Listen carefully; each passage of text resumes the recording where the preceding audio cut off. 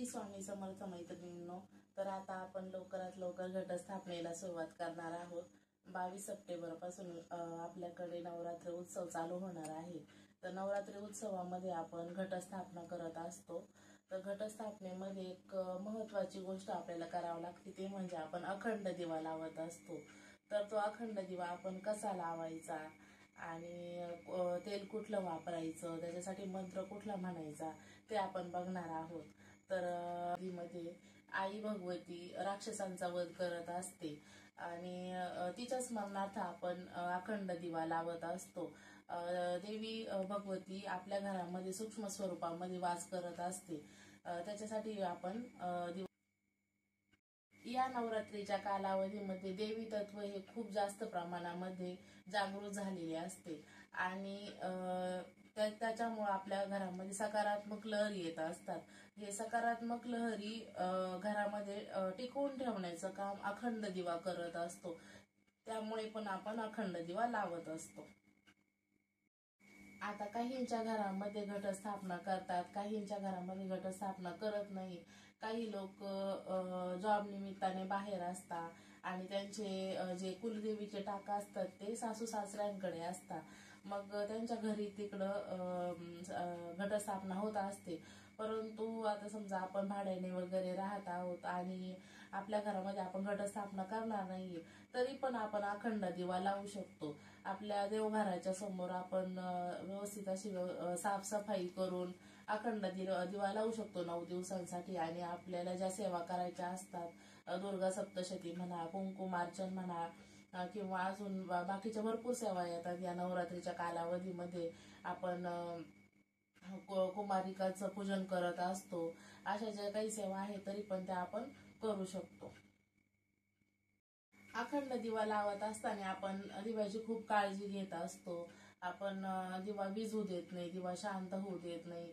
परंतु कधी कधी काय होतं, अनावधानाने कधी कधी फॅन लावला जातो घरामध्ये चुकून, किंवा काही खिडकी वगैरे उघडी राहिली आणि त्याच्यामुळे दिवा विझला तर अजिबात काही टेन्शन घ्यायचं नाही। कुळदेवी आपली आई आहे, ती आपल्या घरामध्ये सूक्ष्म स्वरूपात वास करत असते। तर एखाद्या वेळेस चुकून फॅनमुळे म्हणा किंवा काही असं हवा वगैरे आली आणि किंवा आपण चुकून रात्री तेल टाकलं आणि ते अचानकच रात्री संपून गेलं, तेल टाकायचं आपण थोडस विसरून गेलो, तर काही टेन्शन घ्यायचं नाही, देवीची माफी मागायची आणि पुन्हा आपण दिवा लावू शकतो। मनामध्ये कुठलेही काही वाईट विचार आणायचे नाही, काही होत नाही, काही टेन्शन पण घ्यायचं नाही।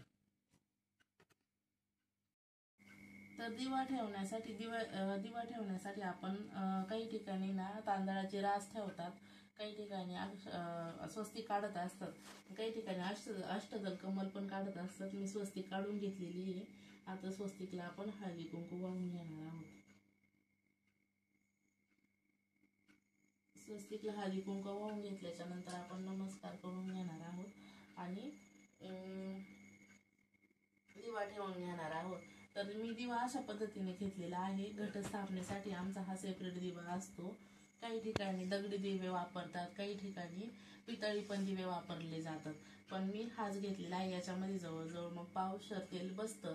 मग समजा संध्याकाळी जर आपण टाकलं तर सकाळपर्यंत काही दिवा शांत होत नाही, त्याच्यामुळे मग असा मोठा दिवा घ्यायचा, मग असा दिवा ठेवायचा आणि त्याच्यानंतर आपण त्याच्यामध्ये वात ठेवणार आहोत। तर वात म्हणजे ना दोन वाती घ्यायच्या असतात, 2 वाती मिळून एक वात बनवायची त्याची।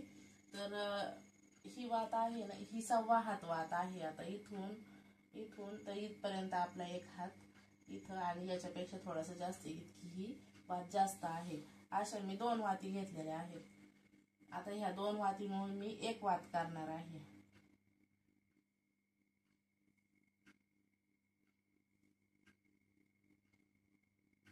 अशी 2 वात मिळून 1 वात करून घेतल्याच्या नंतर आपण असं याच्यामध्ये ठेवून घेणार आहोत दिव्यामध्ये।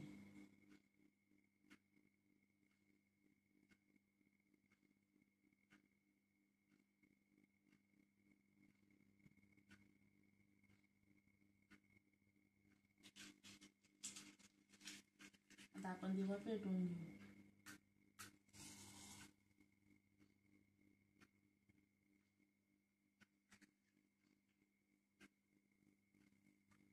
आता असा अशा पद्धती अखंड दिवा लावून घेतल्याच्या नंतर आपण त्याला फुलं वाहून घेणार आहोत.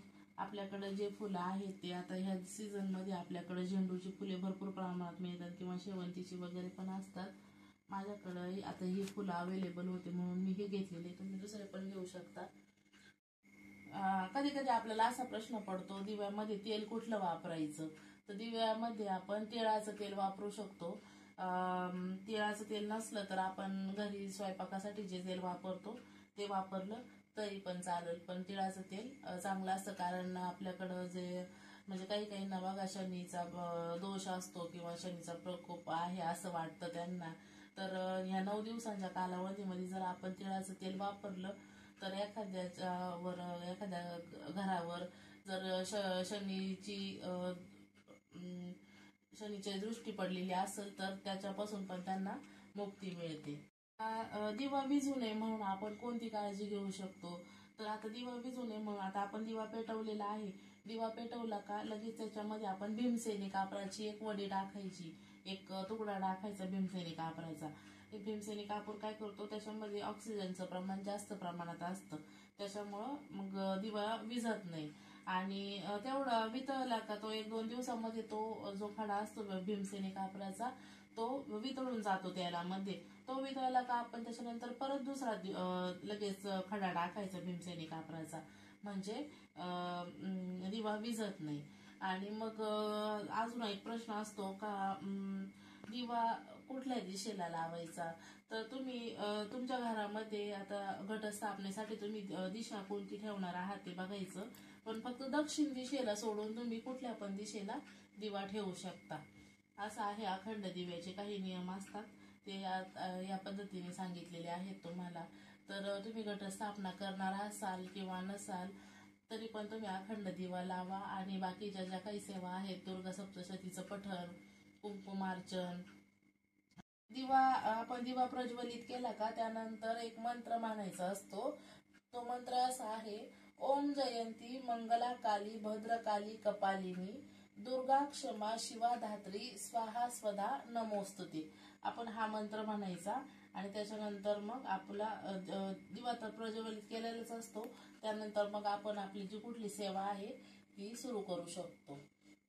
तर मैत्रिणींनो, तुम्हाला ही माहिती कशी वाटली मला नक्की कमेंट करून सांगा.